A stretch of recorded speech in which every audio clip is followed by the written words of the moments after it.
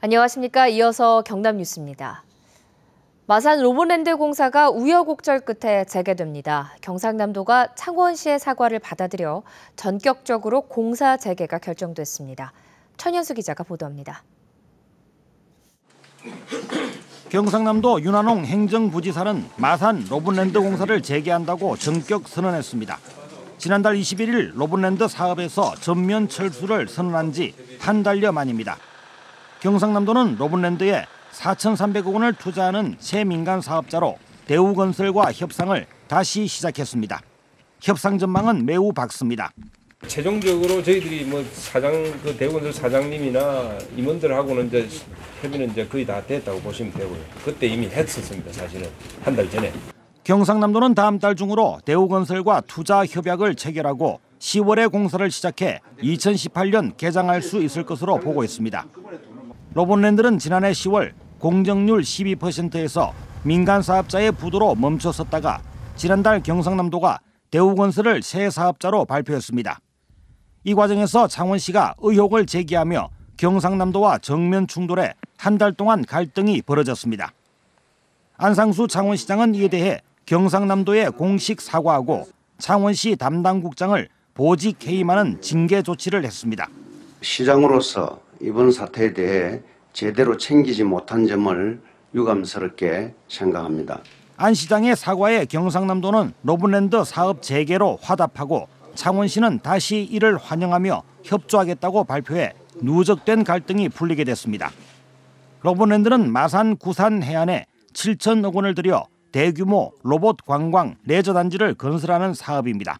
KBS 뉴스 천현수입니다. 경남교육청의 핵심 간부인 교육국장이 교육감이 주재하는 간부회의에서 쓴소리를 쏟아냈습니다. 그동안의 경남교육청 상황을 일갈하며 작심한 듯한 발언을 했는데요. 김대진 기자가 취재했습니다. 이번 인사에서 자리를 옮기게 된 교육국장이 마지막 간부회의에서 인사를 드린다며 작심하고 써온 글을 읽어갑니다. 그동안 몸에 어울리지 않는 옷을 입고 기대에 부응하지 못했다고 했습니다. 많이 힘들었는데 그 옷을 벗게 해주신 교육감님께 감사의 인사를 드립니다. 박 교육감이 취임 이후 발탁한 교육국장의 작심 발언으로 교육청 내부는 술렁했습니다. 나와 함께 할 수 없으면 떠나라. 지난 4월 박종훈 교육감이 간부들에게 질타했던 그 상황을 대변하는 인사라는 말이 파다했습니다. 또 몇 차례 직언을 하다 눈 밖에 났다는 말도 나왔습니다. 장하사님, 주무관님들 힘내셔서 그 변화의 중심에 꿋꿋하게 서주시길 기대합니다. 이를 두고는 그동안 논란이 되어온 이른바 비선 라인들의 움직임으로 혼란스러운 직원들에게 변화에 잘 버티라는 선배의 충고로 받아들이는 분위기입니다.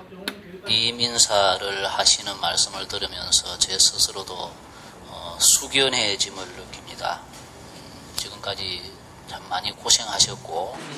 교육국장이 초등교장으로 발령이 나는 경우나 간부회의에서 작심한 발언을 하는 경우나 모두 보기 드문 일입니다. KBS 뉴스 김대진입니다. 경남 양식어거의 절반 이상이 재해보험에 가입하지 않은 것으로 나타났습니다. 경상남도 등에 따르면 지난달 말 기준으로 경남 지역 어가의 양식수산물 재해보험 가입률은 41%로 여전히 절반에도 못 미쳤습니다. 경상남도는 경남 가입률이 전국 평균 가입률 30.6%보다 10%포인트 높지만 해마다 일어나는 적조 피해를 볼 때 가입률을 더 높여야 한다고 설명했습니다. 경상남도가 추가 경정 예산에 학교급식 지원금을 편성하지 않아 무상급식 지원 중단은 계속될 것으로 보입니다. 경상남도는 1회 추경에 본 예산보다 1조 2,833억 원을 증액한 8조 2,775억 원을 편성해 도의회에 제출하면서 학교급식 관련 예산은 편성하지 않았고 이에 대해 예산 담당관실은 내년도 본 예산을 편성할 때 고려할 부분이라고 설명했습니다. 지난 도의회 정례회에서 도지사는 영남권 평균 정도 수준의 급식비 지원을 약속했지만 이후 실무 협의는 이루어지지 않고 있습니다. 올해 부산국제영화제는 아시아 영화의 현재와 미래를 만나보는 축제로 치러집니다. 개 폐막작도 파격적으로 인도와 중국의 신인 감독 작품을 선정했습니다. 박선자 기자입니다. 성공을 꿈꾸며 가난한 집을 떠나 대도시로 온 들세르. 역경을 딛고 성공의 문턱 앞에 온 순간 삶의 소중한 가치에 대한 고민이 밀려옵니다. 영화제 사상 처음으로 인도 신인 감독의 독립영화가 개막작으로 선정됐습니다.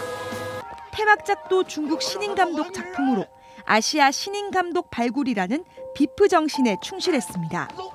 음식이 다르고 새로운 신성들에 등장하는 것을 상징한다.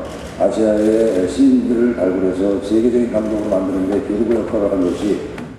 오는 10월 1일부터 열흘 동안 열리는 올해 영화제에는 75개 나라 304편의 영화가 초청됐습니다. 영화제를 통해 전 세계적으로 처음 선보이는 월드 프리미어는 94편에 이릅니다. 아시아 최고 영화 100편을 선정하는 특별전과 아시아 거장 감독 6명이 참여하는 갈라 프레젠테이션 등 어느 해보다 아시아 영화에 집중합니다. 탕웨이와 유역비, 나가사카 다사미 등 아시아 젊은 스타와 국내외 유명 배우와 감독도 영화제를 빛냅니다. 아시아 필름마켓에서는 새로운 엔터테인먼트 지적재산권 거래 시장을 세계 최초로 개장하고 중국 영화계를 대표하는 유력 영화 제작자들도 올해 대거 참여합니다. 영화 영상 산업이 부산에서 새로이 꽃 피우는 그런 계기로 삼겠다는 말씀을 드립니다. 그것을 위해서 부산에서는 모든 전력을 다해서 지원과 도움을 같이 하겠다. 올해로 20회째 성년이 된 부산국제영화제가 아시아 최고 영화제로 또 어떤 새로운 시작을 준비할지 관심이 모아지고 있습니다. KBS 뉴스 박선자입니다.